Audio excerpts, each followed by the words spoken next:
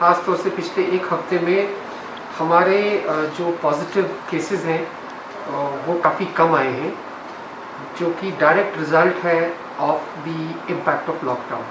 जो मई के महीने में हमारा स्ट्रिक्ट लॉकडाउन रहा, उसकी वजह से हमारी we are bearing the fruits of that, और हमारे जो पॉजिटिव केसेस हैं वो कंसिडरेबल लेवल पे कम हुए हैं, जिससे ऑफ कोर्स हमारी पॉजिटिविटी रेट जो है वो भी जो है वो कम हुई है। At one point of time हमारी पॉजिटिविटी रेट 8 के आसपास थी, जो इस वक्त तक घट के 3.84 रह गई है। हमारे वर्दी चीफ सेक्रेटरी सर ने हमें 2 हफ्ते का टाइम दिया है to bring this positivity rate down to 2%। और जिस तरीके से हमारे पॉजिटिव केसेस कम हो रहे हैं और हमारी रिकवरीज बढ़ रही हैं, कल ही हमारी जो रिकवरी थी वो 161 थी, और अगर यही सिलसिला रहा तो we will be able to hit that 2% positivity rate very shortly. अभी तक since 1st of March when the second COVID surge started becoming serious, तो तब से लेकर अब तक हमारे 3,377 केसेस जो हैं वो पॉजिटिव केसेस डिटेक्ट हुए हैं, जिसमें से 2,915 जो है वो रिकवर कर चुके हैं। अब रिकवरी रेट, जैसे कि मैंने कहा, कंसिस्टेंटली इम्प्रूव हो रही है। अब इस वक्त 77% के आसपास है, and with more recoveries the recovery rate will also improve. इस वक्त हमारा एक्टिव केस लोड सिर्फ 428 है। कल हमारे 51 पॉजिटिव केसेस आए हैं, लेकिन खुशाइन बात यह है कि हमारी जो टेस्टिंग है RT-PCR की भी और रैट सैम्पलिंग हमने बहुत इम्प्रूव की है। फॉर द फर्स्ट टाइम हमने जो है 1500 का जो हमारा डेली का रैट का है वो ब्रीच किया है। कल हमने कोई 1536 टेस्ट किए हैं, जिसमें तकरीबन 290 to 300 हमारे RT-PCR टेस्ट हैं। जैसे कि आपको पता है गवर्नमेंट ने हमारा जो RT-PCR का टारगेट है वो 200 फिक्स किया है, और कंसिस्टेंट बेसिस पर हम उस टारगेट को एक्सीड कर रहे हैं और उससे ज़्यादा टेस्ट कर रहे हैं। मैं पहले भी कह चुका हूं और मैं फिर रिपीट करता हूं कि जितना ज़्यादा हम टेस्ट करेंगे उतना ही ज़्यादा हमको स्प्रेड ऑफ इन्फेक्शन का एक राइटफुल असेसमेंट करने का मौका मिलता है। और टेस्ट के हवाले से और जितने हमारे पॉजिटिव केसेस निकल रहे हैं, there is a clear indication that we have been able to flatten the curve in district Ramban. जैसा कि मैं पहले वाली प्रेस कॉन्फ्रेंसेस में भी रिपीटेडली मैंने ये कहा है कि वैक्सीनेशन में जो 45 ईयर्स की जो प्लस की कैटेगरी है, जिसमें वॉकिंग वैक्सीनेशन होता है, उसमें हमने बहुत अच्छा काम किया है। हाउस टू हाउस कैंपेन्स और डोर टू डोर कैंपेन्स हमने लॉन्च किए हैं। कैंप मोड में हमने वैक्सीनेशन ड्राइव्स की हैं, और अभी तक कोई 80% हमने 45 प्लस कैटेगरी को वैक्सीनेशन लगाई है। अब हमारी जो 45 प्लस की कैटेगरी है वो कहीं ना कहीं जाके सैचुरेट हो गई है। We have to factor in the migratory population. हमारे डिस्ट्रिक्ट रामबन में पहले भी कह चुका हूँ, काफ़ी ऐसे लोग हैं जो दूसरे डिस्ट्रिक्ट्स में भी रहते हैं, माइग्रेट कर जाते हैं। देयर इज़ एवरी पॉसिबिलिटी कि उन्होंने उन डिस्ट्रिक्ट्स में जाके वैक्सीनेशन लगाई होगी। हम फिगर्स को रिकनसाइल कर रहे हैं। उसके अलावा हमारे BMOs ने हमें लिख के दिया है कि दे have more or less achieve their target, first timers का जो टारगेट है। तो I have issued directions to the health department, to the chief medical officer, to all the BMOs कि they should now focus other than the first timers on those persons जिन्होंने पहला dose लगाया है और उनका second dose due हो गया है, यानी वो पर्सन जिनकी 84 डेज का जो मॉरेटोरियम का पीरियड है वो कवर हो गया। So once that category becomes eligible, तो हमारी वैक्सीनेशन के जो सेकेंड डोज का जो फिगर है वो भी बढ़ेगा। हमें उम्मीद है कि in a very due course of time the 18 to 44 category वाली जो हमारी विंडो है वो भी खुलेगी, और उसकी वजह से हम जो है अपनी वैक्सीनेशन को फर्दर स्केल अप करेंगे। इस वक्त ओवरऑल JKUT में रामबन डिस्ट्रिक्ट का in terms of percentage achieve, we are at the 6th position right now in the overall UT।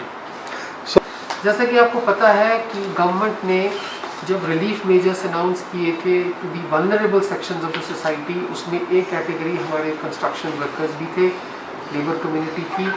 मुझे ये कहते हुए बहुत खुशी होती है कि कल ही हमने उनके अकाउंट्स में 1,68,68,000 रुपये अगेंस्ट 16,680 जो हमारे एक्टिव जॉब कार्ड होल्डर्स हैं उनके अकाउंट्स में जो सेकंड इंस्टॉलमेंट है वो ट्रांसफ़र कर दी है।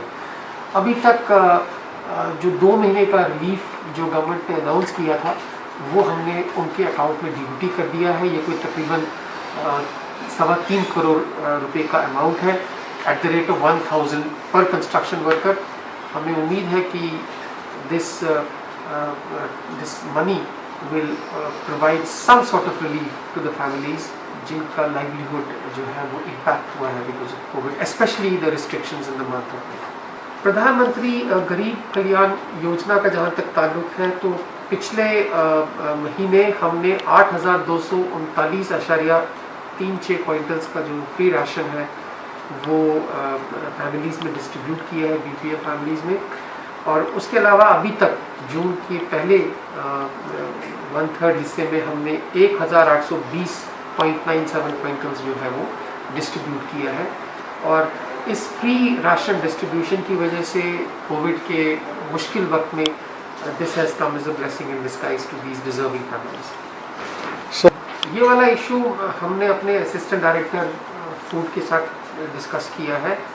मुझे this has been brought to the notice of the authorities concern as and when इसमें किसी किस्म की भी कोई जो डायरेक्शन आएगी we will get it implemented. In the meantime हमारे काफ़ी नॉन गवर्नमेंटल ऑर्गेनाइजेशंस हैं जिन्होंने अपने लेवल पर जो है डिजर्विंग फैमिलीज़ को जो जिनके पास BPL का राशन कार्ड नहीं है कैटर टू देम। और मैं उन नॉन गवर्नमेंटल ऑर्गेनाइजेशंस का, उन चैरिटेबल ऑर्गेनाइजेशंस का, उन वॉलंटरी ऑर्गेनाइजेशंस का शुक्रिया अदा करना चाहता हूँ जिन्होंने ख़ास तौर से मई के महीने में जब we had a complete corona curfew उसमें जो है वो मदद की और लोगों को खाना फराहम किया। जैसा कि आपको पता है गवर्नमेंट ने जो ये डिसीजन लिया था कि हम पंचायत लेवल पर रूरल जो हमारे कोविड केयर सेंटर्स हैं उनको एक्टिवेट करेंगे, उसके बाद से पिछले 1 हफ्ते 10 दिन में we have equipped these panchayat covid care centres to a large extent. जैसा कि आपको पता है इन सेंटर्स में आपको हॉस्पिटल बेड्स, ऑक्सीजन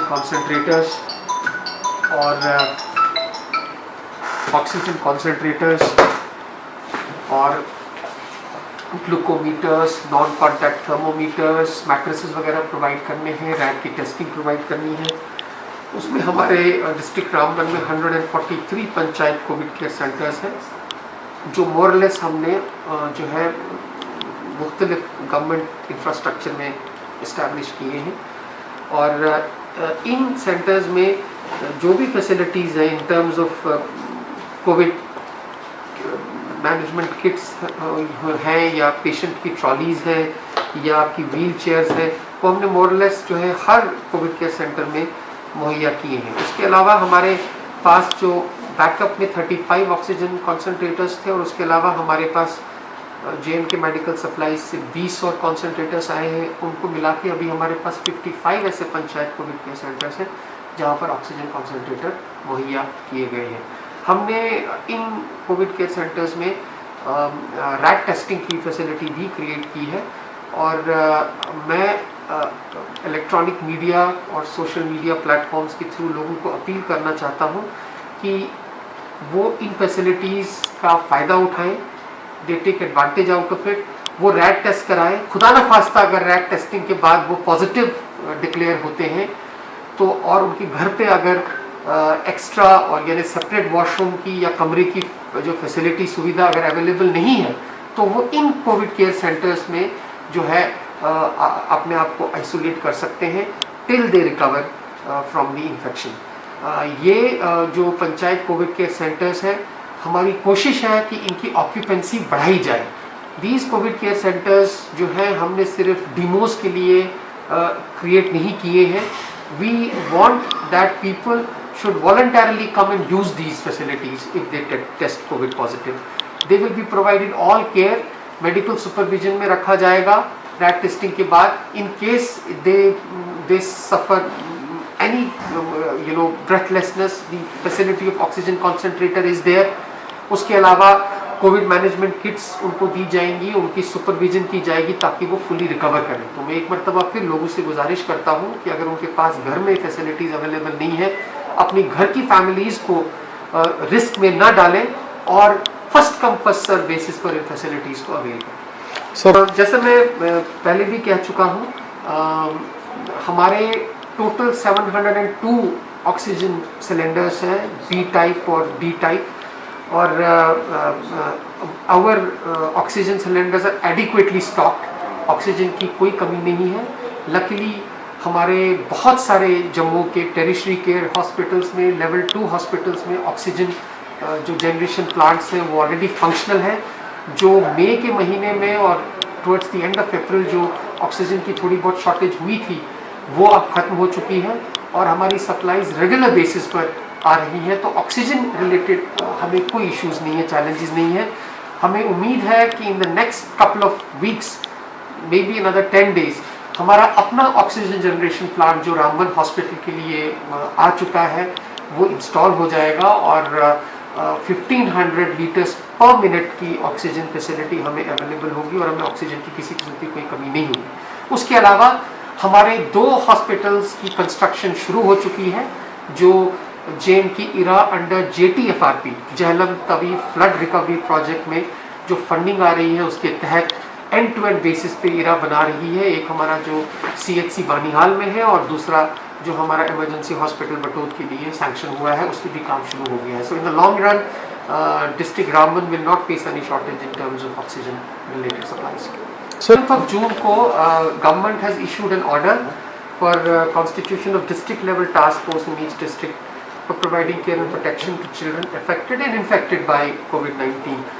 उसका जो ऑर्डर है उसका एक सब्सिक्वेंट ऑर्डर डिस्ट्रिक्ट लेवल पे हम निकालेंगे। The committee will be headed by the district magistrate और उसमें CMOs, additional superintendent of police, district social welfare officer, district child protection officer और एक चेयरपर्सन वाइल्ड जो चाइल्ड वेलफेयर कमेटी है वो मेंबर होंगे और NGO जो चाइल्ड केयर के साथ एसोसिएटेड है उनको भी नॉमिनेट हमें करना है। Very shortly we will issue that order और इसकी terms of references quite clear हैं। We have to collect data first. Data collect करने के बाद जो हमारी चाइल्ड वेलफेयर कमिटीज़ हैं they will decide their rehabilitation programme. This is directly for those families which have been affected because of the COVID-19 pandemic, जिसकी वजह से हो सकता है किसी के पेरेंट की डेथ हो गई हो या किसी का कोई नियर एंड डियर वंस की जो डेथ हो गई हो।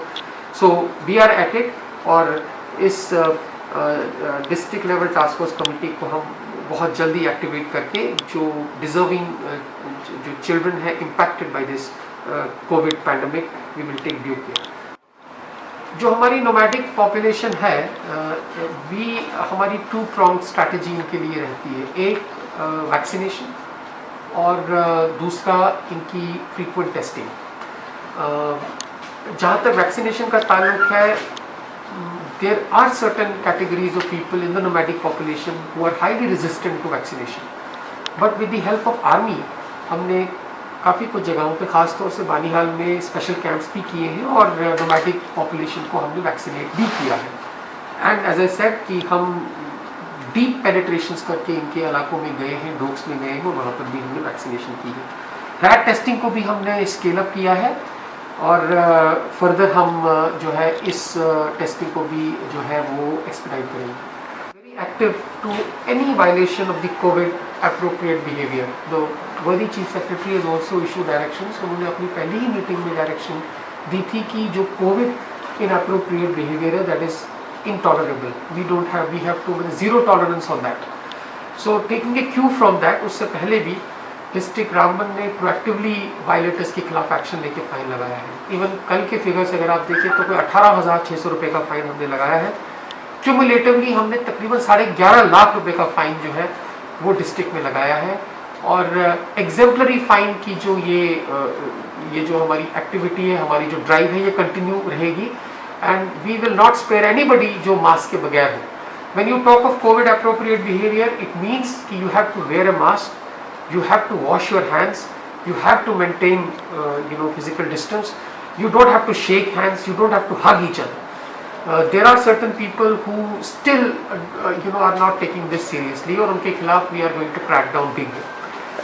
अभी हमको कुछ कंप्लेंट्स रिसीव हुई हैं, खास तौर से जब पार्शल हमारा अनलॉकिंग का फेज शुरू हुआ है कि बहुत सारे ट्रांसपोर्टर्स जो हैं वो जो 50% ऑफ द सीटिंग कैपेसिटी को वायलेट कर रहे हैं, उनके खिलाफ मैंने ARTO को ट्रैफिक पुलिस को भी रिक्वेस्ट की है, डायरेक्शंस दी हैं कि वो उनके खिलाफ इमीडिएट क्रैकडाउन करें, because that as I said is intolerable. These are the places, crowded places जो है जहाँ से इन्फेक्शन फैलने की पॉसिबिलिटी है.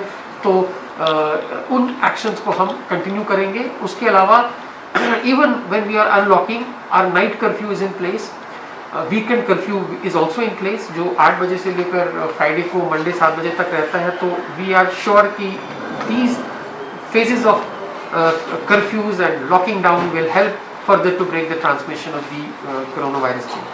अभी ऐसा नहीं है, जैसे कि आपको पता है कि the orders by the district magistrates or the chairpersons of the DDMA are issued consequent to the decisions conveyed to us through the state executive committee. As and when the state executive committee of the Department of Disaster Management, Relief, Rehabilitation and Reconstruction are issued, subsequent to that we issue orders. So our orders of the last week have continued this week also.